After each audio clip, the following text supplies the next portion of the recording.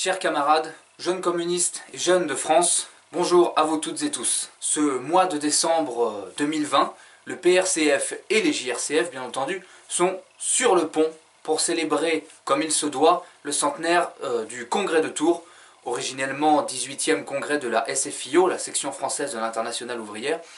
qui vit en décembre 1920, donc du 25 au 30, plus précisément, se créer la section française de l'Internationale communiste, suite au vote majoritaire des délégués du Congrès pour l'adhésion à la Troisième Internationale,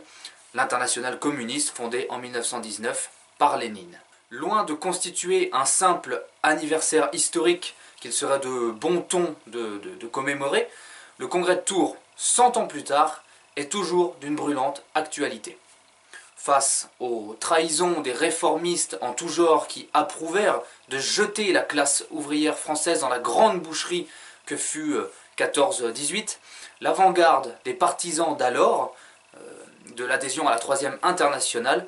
tous jeunes travailleurs et largement soutenus par la majorité des adhérents, répondaient ainsi à la nécessité de construire un parti réellement communiste, révolutionnaire et léniniste pour défendre les intérêts du peuple et des travailleurs français, au devant desquels, dans la lutte, se tenait déjà la classe ouvrière organisée syndicalement. Ce parti, appuyé au sein de la jeunesse populaire par un mouvement de jeunesse communiste très combative,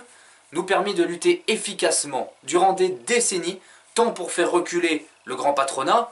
pour conquérir de nouveaux droits démocratiques, nationaux, économiques et sociaux, que pour défendre les armes à la main la patrie occupée par les fascistes. Mais depuis les années 70, ce qui est devenu le PCF durant la guerre s'est largement muté, avant tout depuis lors par ses directions successives,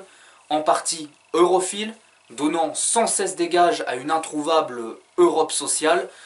et abandonnant la plupart de ses fondamentaux, comme le centralisme démocratique, la dictature du prolétariat, ou encore la mention dans ses textes du socialisme comme perspective politique à conquérir pour notre pays, sans parler de la disparition progressive et opportuniste de la faucille et du marteau de tous les éléments visuels et matériels. Aujourd'hui,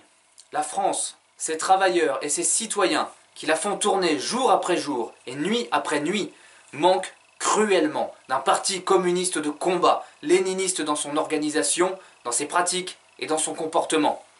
Un parti qui ne craindrait pas de dénoncer et de combattre pour ce qu'elle est l'Union européenne capitaliste, supranationale, antidémocratique et surtout irréformable, et ainsi d'en tirer, bien entendu, les conclusions qui s'imposent pour tout honnête défenseur des intérêts des travailleurs, des citoyens et de la patrie. Durant des années,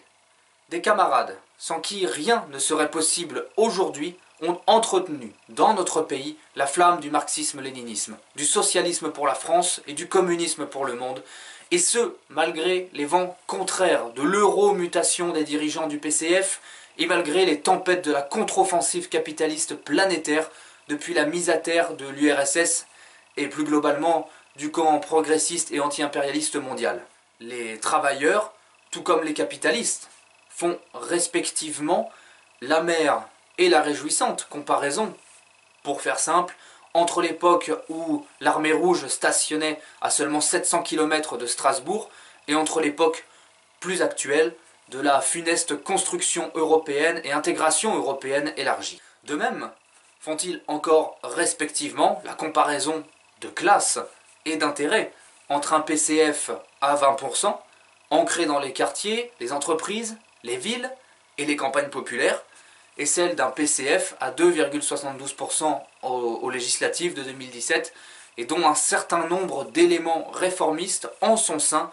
ne font que s'acharner à l'arrimer systématiquement et sans condition à l'euro-social-démocratie du PS, le tout sous l'égide capitularde du PGE, le parti de la gauche européenne. Cependant, ceux qui, de nos générations, de nos jeunes générations, disons-le clairement, n'ont pas pu grandir avec ce parti des travailleurs qui leur manque cruellement, relèvent aujourd'hui la tête, voient les dégâts de l'euro-mondialisation capitaliste sur notre pays, sur notre démocratie, sur nos conquêtes sociales, sur notre environnement, sur notre République. Ils prennent petit à petit conscience des nombreux pièges qui nous sont tendus, s'instruisent et redécouvrent que le communisme est bien la jeunesse du monde. Car face à nous, déferle encore sur toute la ligne la contre-offensive mondiale du capitalisme et de la réaction. Les libertés démocratiques tombent les unes après les autres. Le révisionnisme historique, remettant d'une part en cause le rôle primordial des communistes et de l'URSS dans la libération de l'Europe du nazisme, ou encore d'autre part caractérisant Robespierre et les Jacobins d'exterminateurs et de précurseurs du totalitarisme, tout cela s'abat très tranquillement aujourd'hui dans les grands médias. Les forces et les discours fascisants ont le vent en poupe et ont pignon sur rue dans ces mêmes grands médias.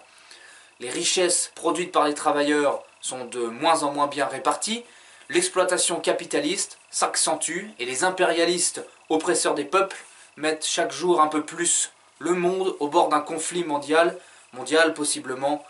nucléaire. En France, le chômage et la précarité s'abattent sur la jeunesse. Les conditions d'études et de réussite scolaire sont de plus en plus mauvaises. Le caractère national et égalitaire de nos diplômes et de nos droits disparaissent au même rythme que se désagrège l'unité territoriale et républicaine de notre pays. Le coût de la vie augmente toujours plus et les jeunes,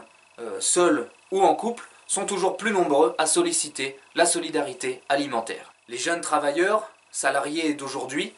comme l'a montré une récente étude, sont ceux des plus touchés par la dépression et la détresse psychologique qu'accompagne la crise sanitaire, économique et sociale liée à l'épidémie de la Covid-19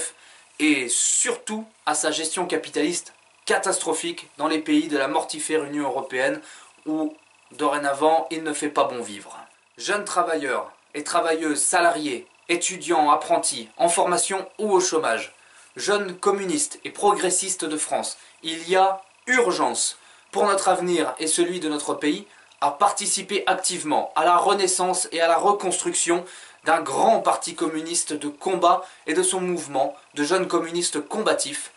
toutes et tous unis derrière l'alliance indestructible du drapeau rouge du grand parti des travailleurs et du drapeau tricolore de la patrie révolutionnaire. Il en va de notre pays, de sa souveraineté nationale, populaire et démocratique, de notre indépendance sur tous les plans, de nos conquêtes sociales, bien sûr, mais aussi de notre environnement et de notre biodiversité saccagée par le capitalisme exterministe, de notre laïcité à la française, de notre culture nationale et populaire, et même de notre langue française, premier de nos services publics et en danger de liquidation par le tout anglais globichisé du monde des affaires et de la fameuse Startup Nation. Alors que les échéances présidentielles de 2022 approchent de plus en plus, et pour lesquelles le PRCF et les JRCF s'engagent aux côtés de notre camarade Fadi Kassem, notre co-secrétaire national, pour faire émerger une alternative rouge, tricolore et une candidature franchement communiste et insoumise à Macron, au MEDEF et à l'Union européenne, nous ne pouvons, à l'occasion de ce centenaire du Congrès de Tours, que vous inviter et vous appeler, dans une seule et même dynamique, à nous rejoindre dans tous ces combats qui sont complémentaires. Celui de la renaissance et de la reconstruction du grand parti communiste qui manque à notre pays, aux travailleurs et à notre peuple, et celui pour un large rassemblement des forces sincèrement communistes, progressistes, insoumises et patriotes antifascistes pour contrer le démocratiquement mortifère duo Macron-Le Pen, mais aussi la fascisation galopante du pays, l'hégémonie du MEDEF et des intérêts du CAC 40 sur la nation, ainsi que les dictats supranationaux de l'Union européenne et de son bras armé qu'est l'OTAN. D'un même élan, camarades, dans le feu de la puissante tempête sociale et politique qui s'annonce dans le contexte de la crise sanitaire, économique et sociale de l'euro-mondialisation capitaliste, et avec le PRCF et les JRCF, reforgeons nos outils de lutte, de classe et de masse, et faisons vivre l'esprit de 1920 et du Congrès de Tours autant que celui de 1945 et du CNR, du Conseil national de la résistance et de son programme Les Jours Heureux. Adhérez au PRCF, rejoignez les JRCF, contactez-nous pour construire le tous ensemble et en même temps dans les luttes sociales et politiques à venir et pour redonner à la classe ouvrière et au monde du travail un parti communiste de combat défendant leurs intérêts. Merci à toutes et tous et à très vite.